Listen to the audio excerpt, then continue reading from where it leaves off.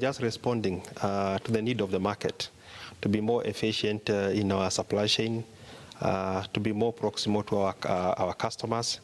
And so setting up a subsidiary is a way of telling the market is that we are here to listen to you more, to be able to also take care of your current and emerging needs. Obviously, this is a very good environment to invest still as a global business. The indicators is East Africa is growing with the East Africa integration coming up as an economic bloc. We thought that we need to tap the opportunities for business and for growth. And specifically, we were motivated by the fact that agriculture is the backbone of the East African economies. And I know we'll be talking about that later, but we have products that are geared to power agriculture in the East African region, and more so even in our country, Kenya, where the agriculture is a big four agenda. Yes. And we felt that we have a role to play, even as a private sector, to support that cause of ensuring that we transform agriculture through mechanization.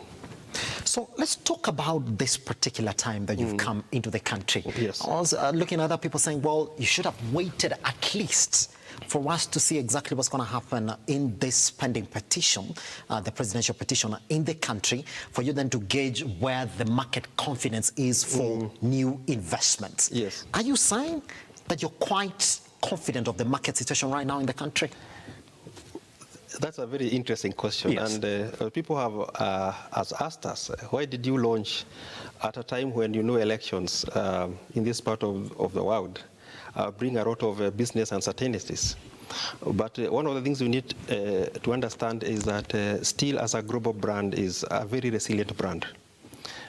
We are in over 160 countries, and the brand has a record of holding on. We have holding power as a brand. We stay in markets.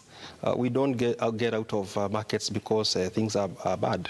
A couple of a while back, we had issues in South Africa. You know what was happening. Yes. And a number of our infrastructure were affected by the looting and the chaos that happened there.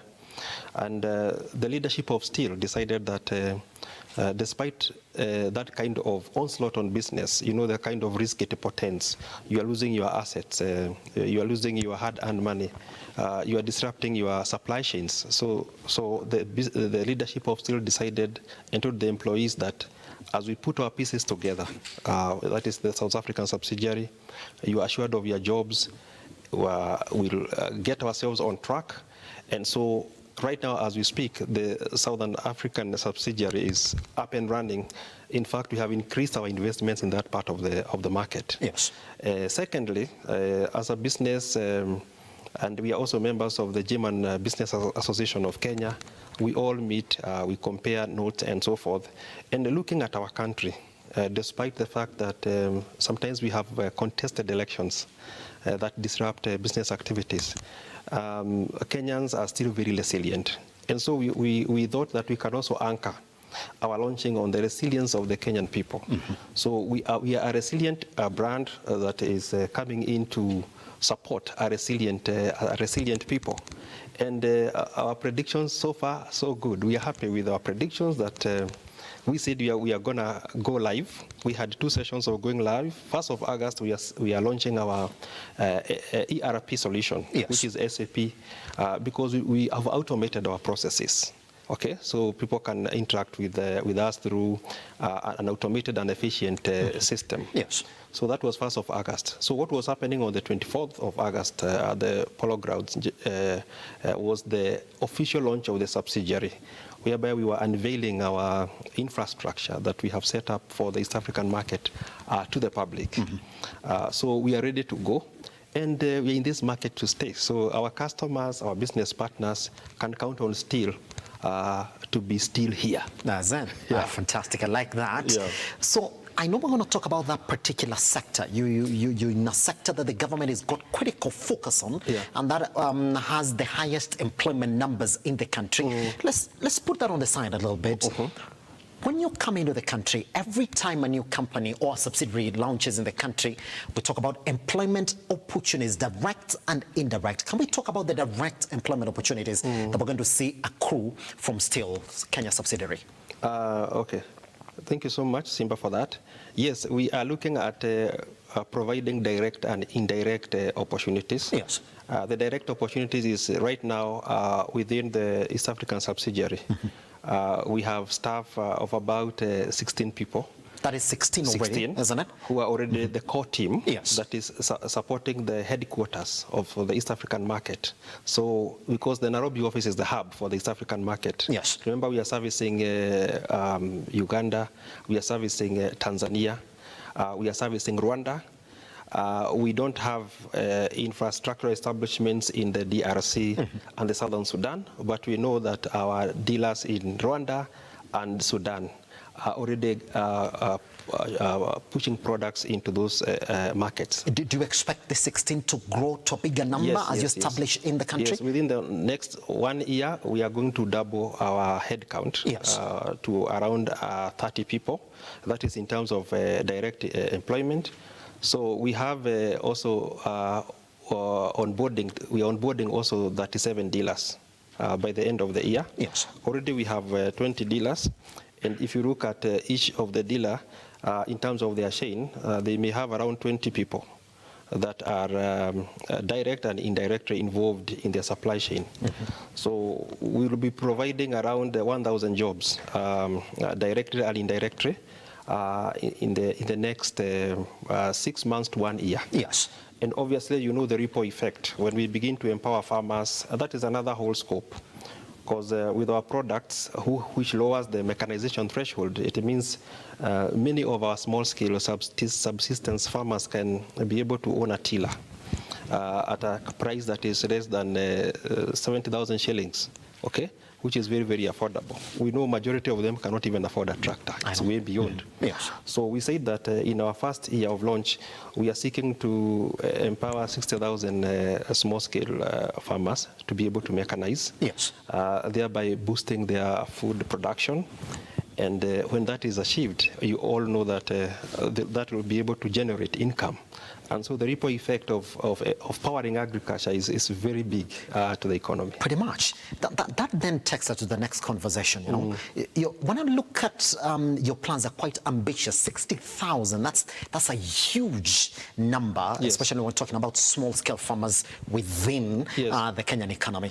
Let's talk about your entry point. What is this incentive that you're giving small-scale farmers to work with STIHL now, and saying when it comes to mechanizing your operations, yes, you're going to look to STIHL? We do understand that you're not the only players in this particular area. Correct. In fact, the other players are promising the same thing. What makes you a bit different? What is your entry point when it comes to working with these farmers? First and foremost, our entry point is quality, because STIHL is from Germany.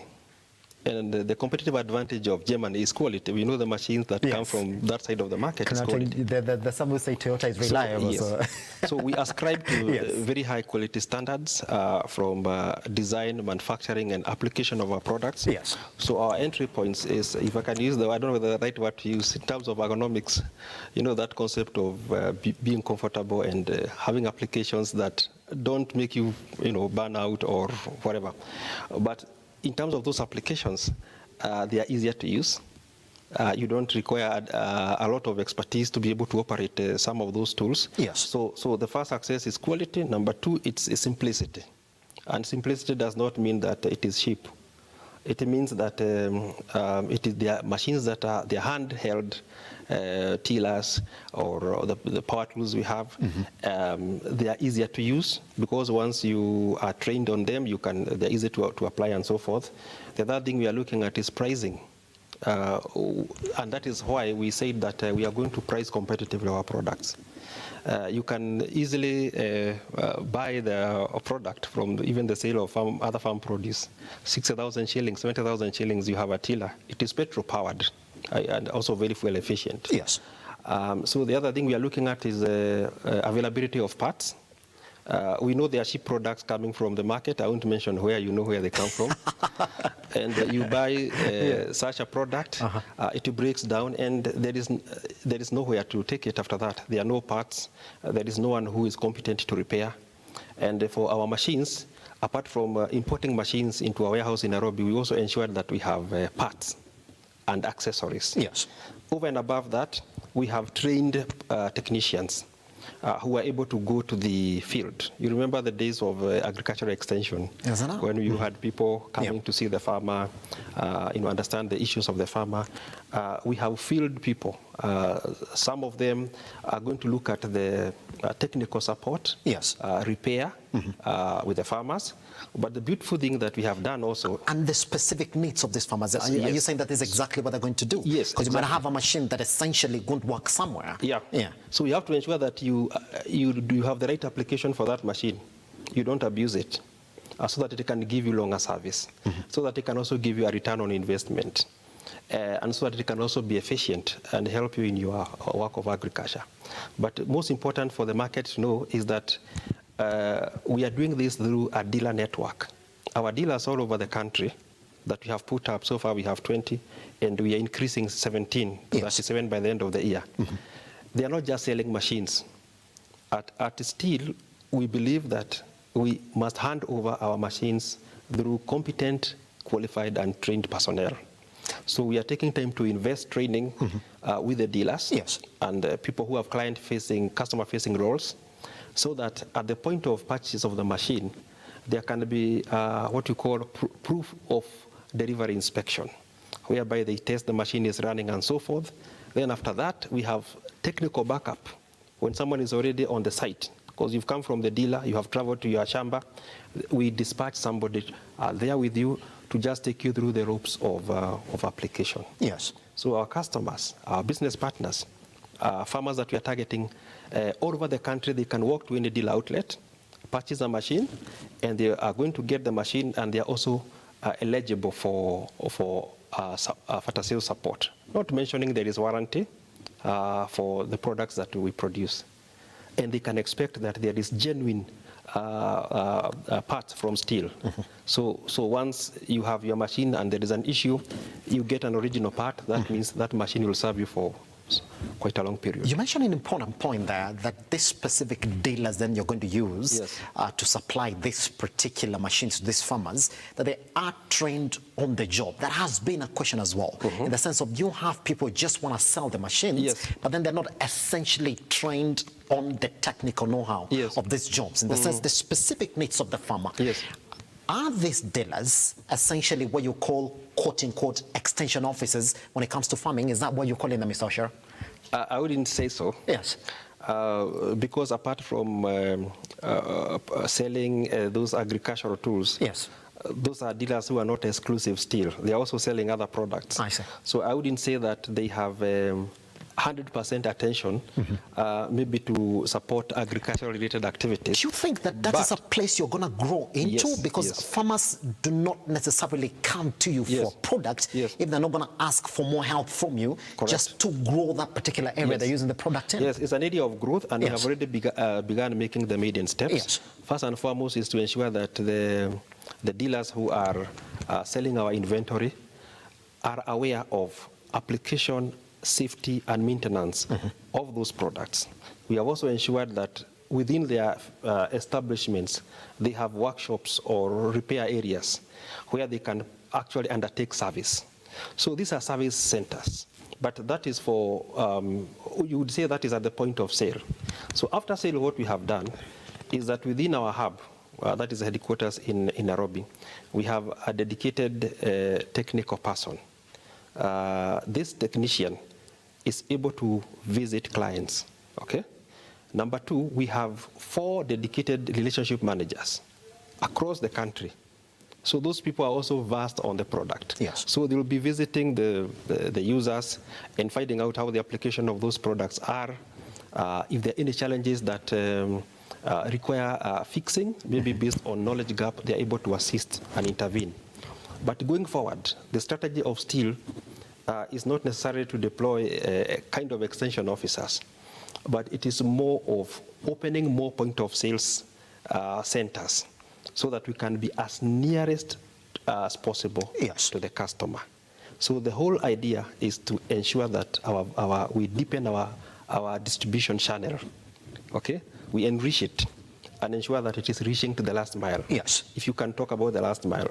So yes, there will be progressive discussions and investment that still East Africa is going to make to ensure that if we can cover what you call last mile, okay? Yes. That our end user doesn't have to travel more than 10 kilometers before you find the next dealer. That is aspirational. But that just tells you how committed we are in terms of ensuring that our products are accessible.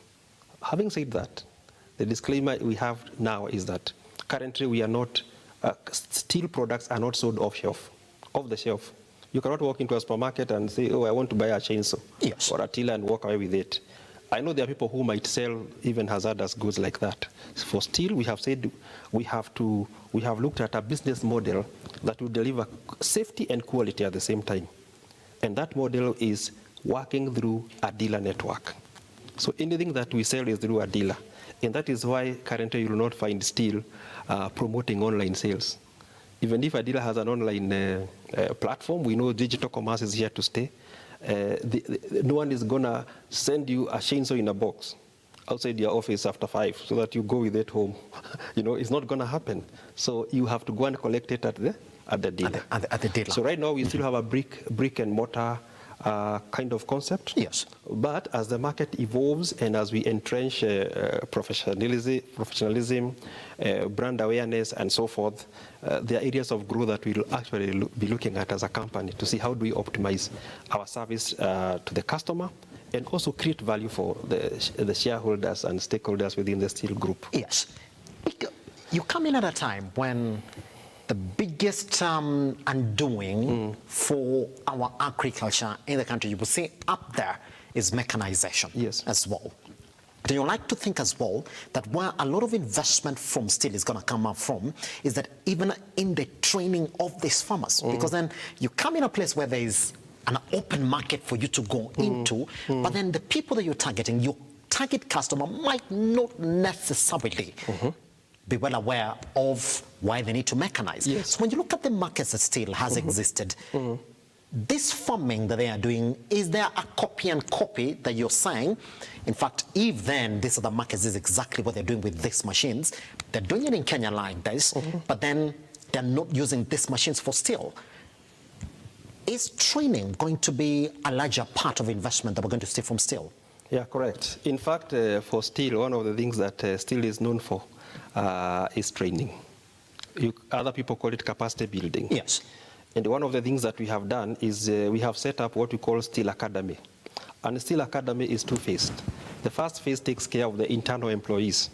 That is where all the resources are on product, anything that we are launching and updates and so forth. But there is also another external phase. And this is where our dealers can get into that portal and be able now to begin to interact with some of our products. So what you're saying, Mr. Wachira, is that you're empowering this dealer, then the dealer will empower the farmer. Is that what it is? Yes, but that is phase one. Yes. What we have done at this phase, first I'm talking about the dealer. Remember, I have to emphasize that the dealer is very important in this chain. But we have two relationships as steel. We have a relationship of steel to the dealer in terms of pushing our products, but also in terms of equipping and also training. But we also have a direct relationship with the end user, which is not commercial. Okay, it's more of support because the commercial part is taking care of the dealer. So what we have done is that at the headquarters we have invested in a state-of-the-art training facilities. Yes. Those facilities will host essentially dealers who are involved in our supply chain. Okay, there will be on-site training, more of seminars and workshops, which are one-offs, but there will be continuous engagement on our trading portal that still is setting up, whereby dealers can access information. But when you ask about what we will do with the farmers, is that the relationship managers I spoke to you about are identifying interest groups in the farming value chain, who we are going to work with, be it county governments. Okay, we are involved in we want to be involved in the activities like the ASK issue, because when you talk of training, is you can train one and change a whole neighborhood, or you can also train a group. So we are also interested in farmers groups. I know in Kenya, our farmers are a bit organized. Yes. They're in societies, they're in cooperatives, and so forth. And so our strategy is that we are going to engage them, sensitize them on the products that still have. So the farmers field days, those demos, the ASK issues, and so forth. Even part of what we are doing today is part of education on what's going to happen. So there will be forums. We are also going to be partnering with the institutions of higher education learning. I don't want to mention names because those discussions are already underway. Yes. Because those institutions like universities have invested a lot in agricultural knowledge. And we have the products. We have the knowledge, technical know-how of the product. As universities, they can undertake the research you are talking about, so that we can say that if you use our tiller, we have MH710 and the 600 series, this is the output per acreage that you get. If you use other products, this is the output. Exactly other what products you can get. means, by the way, and this is a big shift that should come out in our discussion, we should have started there, is that we are coming from muscle power. Muscle power is when you're using a djembe to till your land, to power tools. That is why our campaign was power is now in your hands. Okay? Because we wanted to shift, have a mind shift from using your muscle to till, break your sweat, to having a tiller that makes sure that you can mechanize affordably, and you don't have to break your sweat. Pretty much. Mr. Wachira, so that's the thinking. Just for the last 45 seconds then of our conversation, because I'm getting involved, I'm getting informed that we are out of time. Okay. 45 seconds. Somebody wants to work with you as a dealer now. What do they need to have? Where do they need to start? And if I want to buy your product today, can I buy it? 45 seconds, if you may. Okay. So if you want to become a dealer, you can always get in touch with us on our website, on our social media, and so forth. We can always look at certain things we need to do to be able to vet, and you need to have infrastructure, you have been in business before, and you have an ambition to grow. That one is welcome. So if you want to buy our products, we have dealers all over the country. We have dealers in Nairobi, we have dealers in Eldoret, we have dealers in Kisumu, we have dealers in Embu and Meru. So again, if you go to our website and also check the press for details, you can see the whole distribution network for STIHL East Africa. Lastly, I want to say that apart from the tillers, we have other products that we are selling. Forestry categories is where we have the chainsaws, and they're not expensive because we have products that are entry, medium, and professional. The cheapest chainsaw is about 26,000 shillings. The most expensive in the range could be 60,000 plus. So it's affordable. We have tea pruners for the tea sector. I know we didn't talk about it, but those are still agricultural products. We have sprayers that is still for the agricultural sector and so forth. So there are quite a number of products that we have. So for STIHL, what we can guarantee you is quality and consistency. Fantastic. Yeah. Mr. Wachira, thank you very much for creating time to visit us here at LookUP Business. All right. Looking forward.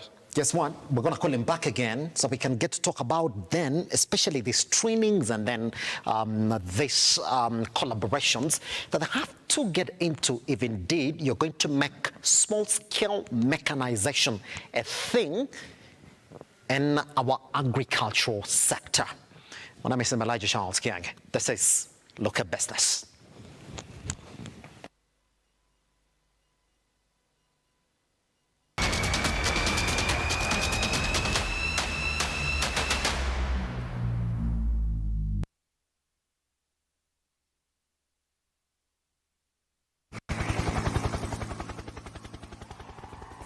Round hii Loto iko ground kuimarisha maisha na zawadi chungu nzima. Kuwa miongoni mwa washindi na uimarike leo. Shinda nusu milioni guaranteed daily. Cash vouchers, unga wa kila siku na zawadi chungu nzima. Kila Jumamosi chomoka na a brand new Pro Box na mega cash kuanzia shilingi milioni 5 hadi shilingi milioni 100. Ingia kwa M-Pesa, weka paybill number 77700, account name Look. Cheza na kati ya shilingi 50 na shilingi 1000 ujiimarishe na Loto.